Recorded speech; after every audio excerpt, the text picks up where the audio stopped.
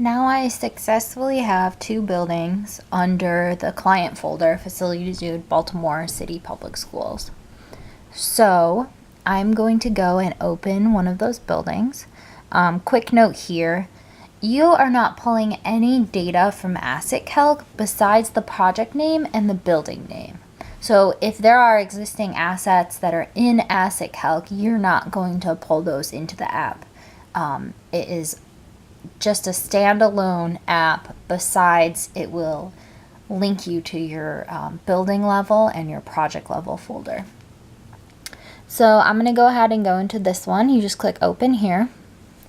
So the first screen you get is your settings screen. It gives you a couple notes, some tips, some photo tips, and then it also gives you something that's really, really helpful. It's called the location description options, and they're listed right here. I'm going to go over that in a little bit once I go over the front of the app. But if you click anywhere on this anything that's darkened over here, it'll close settings, and you can always open settings again by clicking the hamburger menu and clicking on settings. So we are now in the app. This first thing that you see here are general information about the building. So you can see down here it says project client, facility to Baltimore City Public, and then schools is hidden, and it says your building here. Your building is listed here as well. And then one of the first things you're going to want to do is put in some of your building level information. So maybe it's 120,000 square feet. Maybe the footprint is only 60,000. Maybe it's 1985, but it was renovated in 2005. Something like that. So you can go and enter in some of that information. And then the next thing I suggest you do is actually go and fill out your PSQ if you haven't gotten one from the client yet. And that is actually in this hamburger menu and in this printout and PSQ. The view of this screen might change a little bit because it is still under development, but you'll always have something here just called PSQ. If you click on that, and then I'll zoom in, you can see it looks exactly like the PSQ that we're used to.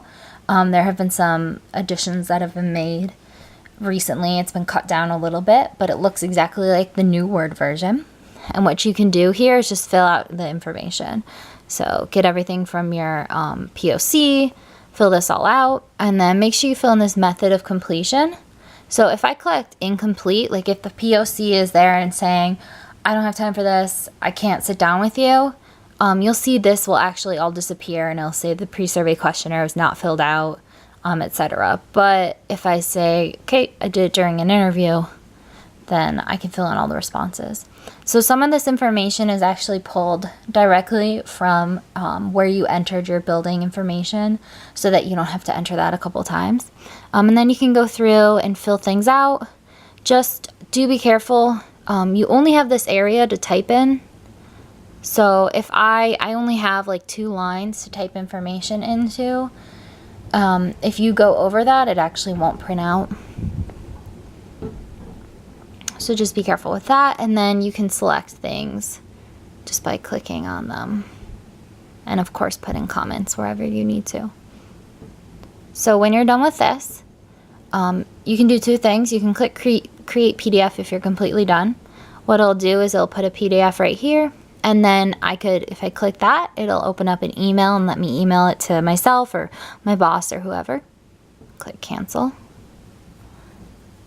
I can also go back anytime and fill in more information and click create PDF again.